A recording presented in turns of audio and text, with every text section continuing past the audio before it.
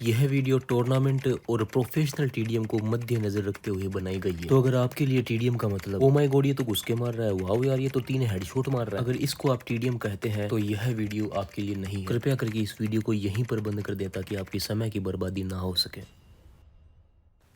Hello दोस्तों, मेरा नाम आशीष है, आप देख रहे हैं डीमन एक्स वाई टी। तो डायरेक्ट बढ़ते हैं अपन अपने मेन पॉइंट पे। तो ये दूसरा वीडियो है जो अपने चैनल पे सीरीज चल रही थी टीडीएम टिप्स की। पहला वीडियो आज से 11 महीने पहले अपलोड हुआ था और यकीन मानो अगर आपका टीडीएम में थोड़ा बहुत इंटरेस्ट है और ये 2 वीडियोस आपने देख ली तो आपको आपकी आजीवन लाइफ में कभी भी YouTube के सर्च बार में टीडीएम टिप्स एंड ट्रिक्स वाली बकचोदियां सर्च करने की जरूरत नहीं पड़ेगी। ये मेरा आपसे अटूट वादा है, प्रोमिस है। इस वीडियो में मैंने जो मेरे टीडीएम के 4 साल के करियर में एक्चुअल मैच में काम आने वाली सीक्रेट टिप्स या फिर दूसरे शब्दों में कह सकते हो माइंड गेम्स या फिर बेट, वो सभी तमाम चीजें जो एक प्रोफेशनल टीडीएम प्लेयर कभी भी रिवील नहीं करेगा पब्लिक में, वो सब कुछ आपको एक सिंगल वीडियो में मिलने वाला। तो अभी तक आप समझ गए होंगे कि अगर आप थोड़े बहुत भी टीडीएम के चाहने वाले हो, चाहते हो या फिर टीडीएम में इंटरेस्टेड हो तो कितनी वर्थ वीडियो है आपके लिए रहने वाली। तो बिना आपका एक भी सिंगल सेकंड वेस्ट किए डायरेक्ट बढ़ते हैं अपने वीडियो पे। लेकिन वीडियो स्टार्ट करने से पहले आपको एक छोटी सी बात बताना चाहूंगा जिससे आप मेरी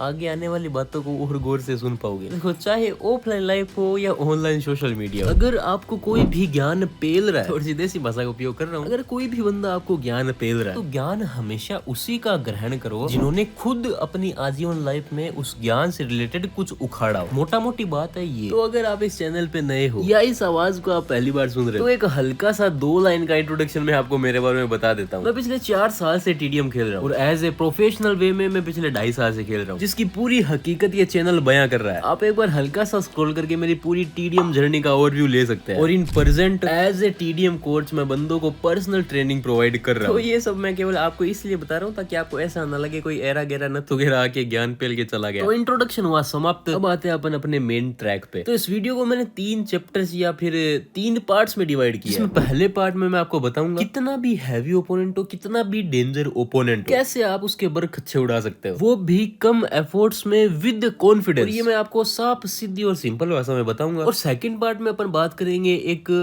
ट्रिक की जो कि आपको वीडियो खत्म होने के बाद हाथों हाथ अप्लाई करना है। अभी यूजुअली मैं ट्रिक्स पे भरोसा करता नहीं हूँ, लेकिन इस चीज को अप्लाई करने के बाद मैंने मतलब किसी को नहीं छोड़ा, मेरा बड़ा फायदा हुआ इसको अप्लाई करने के बाद, तो मैं चाहता हूँ आपका भी फायदा हो। और इस वीडियो के थर्ड पार्ट में और एट द एंड में मेरी जो सारी बेट्स है जो मैं अप्लाई करता हूँ एक्चुअल मैचेस में, चाहे ओपोनेंट कहीं भी हो, कोई भी कोने में हो टीडीएम में, मैं मेरी बेट्स का यूज करके उनको गन फाइट में हरा देता हूँ। वो सब कुछ आपको थर्ड पार्ट में देखने को मिलेगा। तो विदाउट वेस्टिंग एनी टाइम अपन सबसे पहले बात करते हैं पार्ट फर्स्ट की, माइंड सेट अबाउट टीडीएम। देखो, इस बारे में मैंने एक बार पास्ट में भी बात की थी, लेकिन वो शॉर्ट फॉर्म में बात की थी कि क्यों इंडिया में टीडीएम इतना पॉपुलर नहीं हो पा रहा है। देखो, अपने यहाँ पर टीडीएम को लेके एक पर्सोना क्रिएट हो चुका है, मतलब दूसरी भाषा में बोलूं तो एक इमेज टीडीएम की क्रिएट हो चुकी है। मतलब देखो, मैं आपको बताता हूँ बंदे क्यों TDM tips and tricks search करते हैं। देखो, कोई भी एक नॉर्मल प्लेयर जिसको मतलब जो अपना खेलने का लेवल है वो बढ़ाना, अब वो सोशल मीडिया पे उन्हीं सब चीजों को फॉलो करेगा जिसमें वो ग्रो होना चाहता है। ऑब्वियसली सिंपल सी बात है। अब उसके सामने एक वीडियो आती है, एक बंदा मस्त एकदम गन पीछे रख के हवा में इधर से उधर से 2 बार जंप करके तीसरी जंप में गन हाथ में ले रहा है, और गन हाथ में लेके हवा में ही ओपोनेंट को 2 हेड पड़ रहे हैं, टन टन करके आवाजें गूंज रही है और बैकग्राउंड में गाना बज रहा है रॉयल्टी रॉयल्टी, और कुछ इस तरीके से वीडियो में कंप्लीट हो रहा है एटीट्यूड रिवेंज की। अब वो बंदा अपने हर तरफ इन्हीं सब चीजों को देख रहा है। अब उसके लिए तो टीडीएम यही हुआ ना, एटीट्यूड रिवेंज, 3 हेडशॉट, गन पीछे रख के घुसना, लाना ढींकड़ा। अब यहाँ से वो बंदे के अंदर दौड़ता है जवानी का खून, जुनून, और वो बंदा होता है मोटिवेट, प्रभावित, इन्फ्लुएंस। अब यहाँ से वो कोई भी टूर्नी मैच या पेड मैच खेलने जाता है या कोई भी सीरियस या इज्जत वाला मैच खेलने जाता है। अब यहाँ पर उसको ओपोनेंट्स वो नहीं मिलते जो ओपोनेंट्स उसने वीडियो में देखे थे, जिनके ऊपर टन टन करके हेडशॉट्स पड़ रहे थे। यहाँ पर उसको मिलते हैं एक्चुअल टीडीएम प्लेयर्स। अब वो बंदा तो वही टीडीएम खेलेगा जो उसने देखा है, सीखा है। वहां पर वो बंदा जैसे गन पीछे रख के मतलब जंप मारता है अकॉर्डिंग टू वीडियो, तो उसकी बॉडी वहीं पर अंतर्ध्यान हो जाती है और वो डायरेक्ट टेलीपोर्ट मारता है लॉबी में, और एक लंबी लीड खा के चेहरे पर एक छोटी सी मायूसी लेके फिर वो यूट्यूब पे सर्च करता है टीडीएम टिप्स एंड ट्रिक्स। फिर उसके नीचे एक एटीट्यूड रिवेंज का वीडियो आता है, फिर वो प्रभावित होता है, फिर वापस वो सीरियस मैच खेलने जाता है, और ये लूप चलता ही रहता है। अब आपको, जो गिने चुने लोग इस वीडियो को देख रहे हैं, अब आपको इस लूप से निकलना कैसे है कि आप इतने सक्षम हो जाओ कि आपको टीडीएम टिप्स एंड ट्रिक्स जैसी बकचोदियां सर्च करने की जरूरत ना पड़े। देखो, अगर आपको एक बढ़िया टीडीएम प्लेयर बनना है, मतलब जो मेरी वीडियो देख रहे हैं उनको, मतलब मेरे जितने व्यूज आते हैं उसमें से लगभग 5000 लोग मेरे को सीरियस लेते हैं, तो आप हुए पूरी टीडीएम कम्युनिटी के 3% लोग। तो मैं अभी बात कर रहा हूँ टीडीएम कम्युनिटी के 3% लोगों से। तो देखो, आपको अगर एवरेज प्लेयर्स से ऊपर उठना है तो देखो आपको उनकी मानसिकता से ऊपर उठना होगा। दूसरे शब्दों में बोलूं तो आपको दिमाग यूज करना होगा उनसे ज्यादा। अब देखो, बाकी के 97% लोग क्या सोचते हैं कि फलाना आदमी तो घुस के मार रहा है, वो तो प्रो प्लेयर है। आपको ऐसा बिल्कुल भी नहीं सोचना। आपको प्रॉपर कवर का यूज करना है विदाउट एनी रूल ब्रेक। अब देखो, बहुत से बंदों के दिमाग में क्वेश्चन उठ रहे होंगे, भाई टीडीएम को इतना सीरियस कौन लेता है, क्यों, कौन इतना सोचता है, फलाना ये सब। देखो, मैं एक छोटा सा आपको एग्जांपल देता हूँ। देखो, इरेंगल अपन सभी खेलते हैं, जस्ट स्टार्ट पे क्लिक किया और इरेंगल अपना स्टार्ट हो गया। क्या अपन इरेंगल में कभी ड्रॉप लोकेशन, स्ट्रेटजीज, रोटेशन, इन सब का यूज करते हैं? डेफिनेटली सब मजे के लिए खेलते हैं, कोई इतना मतलब दिमाग नहीं लगाता। लेकिन वहीं अगर बात आती है कस्टम्स की, जहाँ पे अपन आईडी पास डाल के ज्वाइन होते हैं, उन मैचेस में उन सभी चीजों का यूज किया जाता है जो गेम अपन को प्रोवाइड करता है, क्योंकि जीतने पे अपन को कुछ अचीव हो रहा है। तो एकदम सिंपल सी बात है, कोई भी बंदा जीतने के लिए हर वो चीज करेगा जो पॉसिबल है। अपना आईक्यू लगाएगा, अपनी स्ट्रेटजीज यूज करेगा, अपना रोटेशन देगा। बस एक चीज दिमाग में रखते हुए कि कोई भी रूल ब्रेक ना हो। क्या वहां पर ऑडियंस ने बोला कि ये तो साला नागराज सांप बना हुआ है, ये तो साला पत्थर के पीछे कैंप कर रहा है? क्योंकि अपने यहाँ पर क्लासिक कल्चर ज्यादा है। सेम सिनेरियो अगर अपन रखें टीडीएम में, अपन नॉर्मली अरीना ट्रेनिंग खेलते हैं, टीम डेथ मैच खेलते हैं, या फिर दोस्तों के साथ बकचोदियां पेलते हैं। वहां पर अपन कोई स्ट्रेटजी का यूज नहीं करते, कोई आईक्यू का यूज नहीं करते। लेकिन जब बात आ जाती है कुछ अचीव होने, तब अपन बड़े बनने के चक्कर में अपन अपनी एबिलिटीज का यूज नहीं कर पाते। जैसे प्रॉपर कवर, आईक्यू, और ओपोनेंट पहले से प्रिपेयर होता है, वो मस्त अपने गेम में हर चीज का यूज करके मैच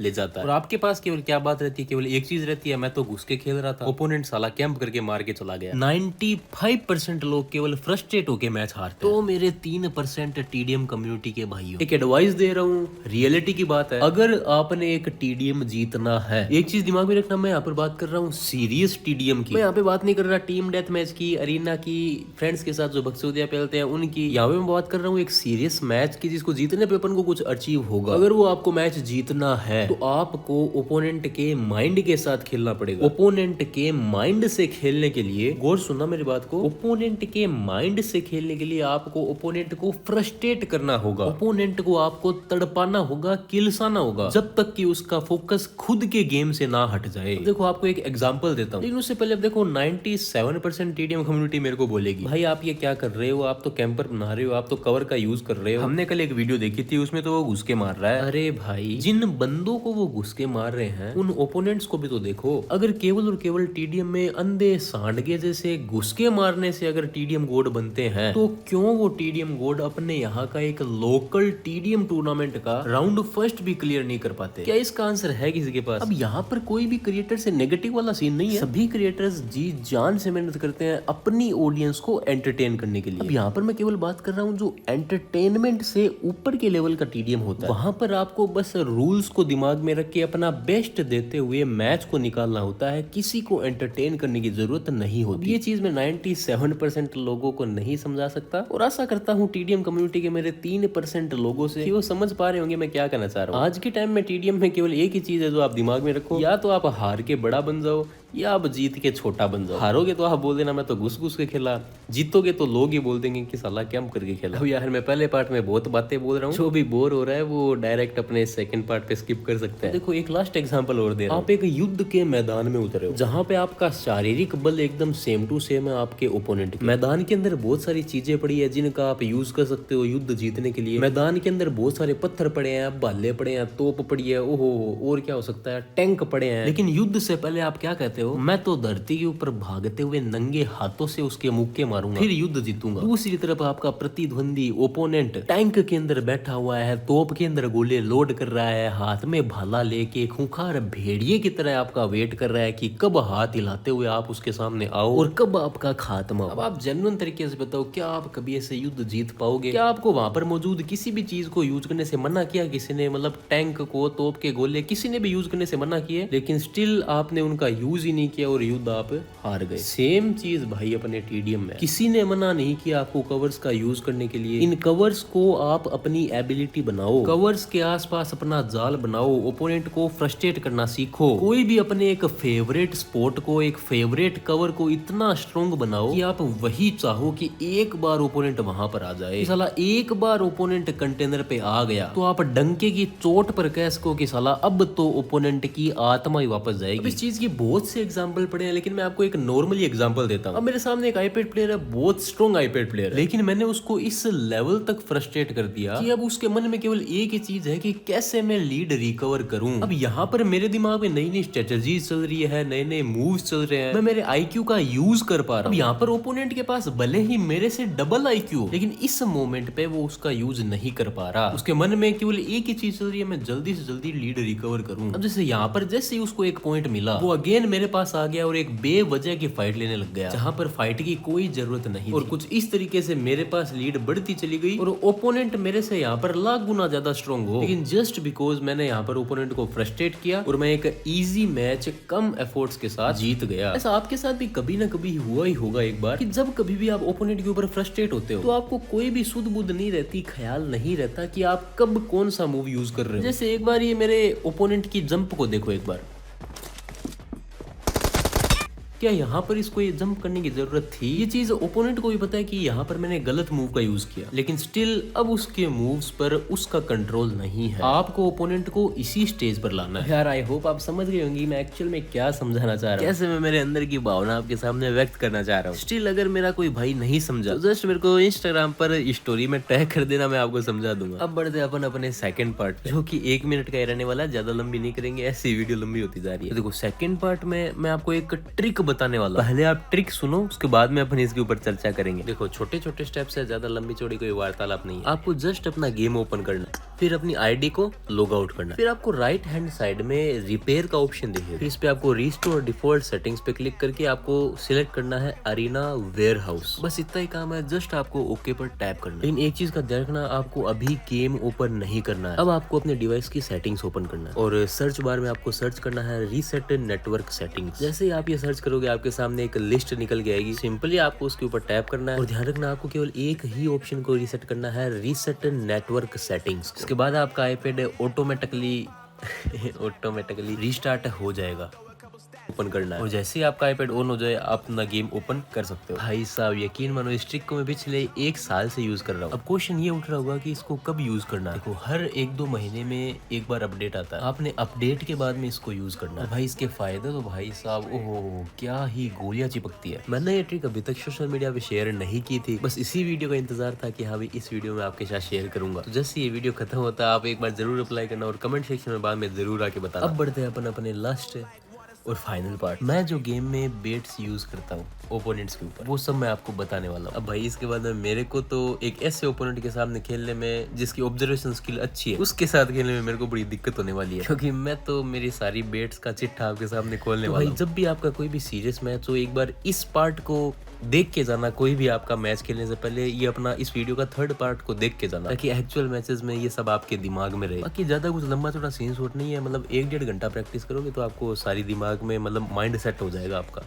देखो सबसे पहले कभी भी मेरा ओपोनेंट अगर इसके पीछे बैठा है तो मैं हमेशा लेफ्ट की साइड जाने का प्रिटेंड करके पीछे राइट की साइड जंप मारता हूँ और हमेशा मेरे खाते में एक इजी किल आ ही जाता है। बेट नंबर 2 इसमें मेरा ओपोनेंट है गोब्लिन, जिनके साथ मैच आपको इन फ्यूचर जरूर देखने को मिलेगा। मैं चाहता हूँ जल्दी से जल्दी अपलोड कर दूं। तो बंदा जब भी प्री फायर करता हुआ सामने से आता है, मेरे 1-2 गोलियां कनेक्ट होती है और मैं वेट करता हूँ कब वो रिलोड करता है अपनी गन, और अगर वो मेरे जितना ही डैमेज है तो मैं घूम के गोली चिपका देता हूँ। 10 में से 7 बार ओपोनेंट इस बेट में फंसता है। डिपेंड करता है आपका साउंड सेंस कैसा है। बेट नंबर 3 मेरी one of the most favourite bets में से एक है, पहला या दूसरा पॉइंट निकालने के लिए। ओपोनेंट जब भी ट्रायंगल के कोने में बैठा है, मैं हमेशा प्रिटेंड करता हूँ कि मैं इस कोने से पीक ले रहा हूँ और जो ओपोनेंट एकदम कॉर्नर पे आ जाए तो चिपक के एकदम सीधा वन साइड। 10 में से 9 बार ओपोनेंट मेरे जाल में फंसता है। अब जो ये बेट नंबर 4 है, ये बेट मेरे को आज भी याद है। एनवॉय स्टेडियम टूर्नामेंट का सेमीफाइनल चल रहा था और ओपनिंग निकालने के लिए, मतलब पहला पॉइंट निकालने के लिए मैंने इस बेट को यूज किया। हल्का सा पीछे जाने का प्रिटेंड करो, मामला एकदम सेट। शर्त एक आपका आइडिया स्ट्रॉन्ग होना चाहिए। बेट नंबर 6, अगर मेरा ओपोनेंट यहाँ से पीक करता है, एम दीवार पे रख के डायरेक्ट वन साइड, ओपोनेंट के पास नो चांस। बस शर्त ये आप इसको बार बार यूज ना करो। अब जो मैं जंप करने वाला हूँ इसको गौर से देखना। ये जो जंप है वो बहुत ज्यादा काम आएगी आपको, हर जगह पे काम आएगी। ट्रायंगल ले लो, कंटेनर ले लो, हर वो एंगल जहाँ से अपन हाई ग्राउंड ले सकते हैं। मेरे को हाईएस्ट 3 दिन लगे थे इस जंप की प्रैक्टिस करने में, आपको 3 दिन में नहीं लगेंगे। बस किसी भी सूरत में आपको इसकी प्रैक्टिस करनी है। अगर आपको ये जंप नहीं आती तो कमेंट करना, मैं इंस्टाग्राम पर एक स्टोरी के माध्यम से आपको बता दूंगा। बेट नंबर 8, कंटेनर में जब भी मेरी फाइट होती है मैं हमेशा कहीं न कहीं कैसे न कैसे करके 1-2 गोलियों का डैमेज ओपोनेंट को देके और ऐसे प्रिटेंड करते हुए कि मैं ओपोनेंट के ऊपर रश कर रहा हूं, मैं आधे रास्ते में जाके बैठ जाता हूं। 10 में से 6 बार ओपोनेंट मेरे जाल में फंसता है।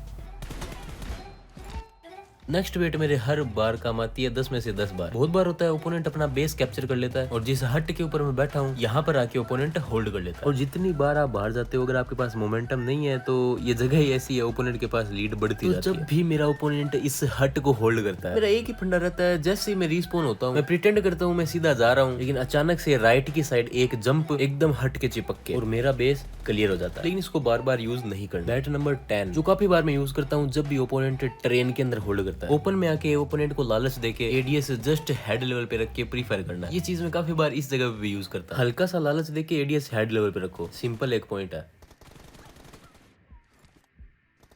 तो भाई ये सब बेट्स में ऐसे नहीं कि साला वीडियो के लिए ऐसे इधर उधर से कूद काद के आपको बता दिया। मेरा कोई भी एक चैलेंज मैच आप खोल के देखना, इन सभी बेट्स को मैं एक्चुअल मैचेस में यूज कर चुका हूँ क्या अभी भी यूज करता हूँ। लेकिन मैं 2-3 शर्तें आपको बता देता हूँ कि मान लो आपने कोई भी बेट को यूज करके पॉइंट ले लिया तो उसको बार बार आपको यूज नहीं करना है, वरना ओपोनेंट के माइंड में सेट हो जाएगी कि साला ये बार बार एक ही चकमा दे रहा है। तो आप ट्राई करना अपना भी कुछ IQ ऐड करके इससे भी खतरनाक ओपोनेंट को चकमा आप दे सकते। तो भाई अपने माइंड गेम के पहले पार्ट में मैंने आपको बताया क्या एक एवरेज टीडीएम प्लेयर की बेसिक सेटिंग्स होनी चाहिए, कैसे उसको पॉइंट्स निकालने हैं। और पार्ट 2 में मैंने आपको बताया कैसे आप एक एवरेज प्लेयर से ऊपर उठ सकते हो, क्या आपका माइंड सेट होना चाहिए और किस तरीके से आप 3% वाली कैटेगरी में आ सकते हो। और स्टिल अगर किसी भी भाई के कोई भी पॉइंट में दिक्कत हो प्लीज मेरे को स्टोरी मेंशन करना, टैग करना, ताकि मैं आपको सोल्यूशन दे पाऊँ। और हाँ भाई एक और बात, जैसे कि आप सभी को पता है कि मैं एज ए टीडीएम कोच मैं पर्सनल ट्रेनिंग प्रोवाइड करता हूँ, तो काफी बंदे डिटेल्स का पूछ रहे थे कि भाई क्या डिटेल्स। तो बैकग्राउंड में जो ये आपको 7-8 सेशंस की लिस्ट दिख रही है, इन सभी सेशंस को मैं क्लियर करता हूँ 1 मंथ में, जिसकी फीस है 3,999। अब वैसे तो यूट्यूब पे सब चीजें भरी पड़ी है, लेकिन स्टिल अगर आप और भी ज्यादा बाकियों से सीखना चाहते हो तो आप मेरे को मेल कर सकते हो या इंस्टाग्राम पर मेरे को कॉन्टेक्ट कर सकते हो। अब एक गिफ्ट है मेरे लॉयल्स के लिए। तो देखो ऑब्वियसली सभी पेड ट्रेनिंग नहीं ले सकते, तो इस लिस्ट में से जो भी एक सेशन आपको अच्छा लगे, जिसके बारे में भी कमेंट सबसे ज्यादा होंगे या लाइक सबसे ज्यादा होंगे, उस टॉपिक पे मैं एक फ्री वीडियो यूट्यूब पे अपलोड कर दूंगा। ये था आज के लिए वीडियो में। वीडियो काफी लंबी हो गई यार, मेरे बोलते बोलते मतलब जबाड़े दुखने लगे, इससे ही बता रहा हूँ। तो अगर आप यहाँ तक देख रहे हो तो भाई एक कमेंट जरूर करते हुए जाना। और यार प्लीज यार कमेंट में जरूर बताना इस वीडियो के बाद आपका हल्का सा भी कुछ इंप्रूव हुआ क्या, कसम से मजा आ जाएगा मेरे को। और कमेंट जरूर करना भाई, बेल आदमी हूँ, कमेंट ही पढ़ता रहता हूँ। और लॉयल्स क्या कहते हो, अपनी स्टोरी टेलिंग वीडियो वापस चालू करूँ यार, कमेंट करके जरूर बताना। तो मैं मिलता हूँ आपसे जल्दी ही अगली वीडियो में।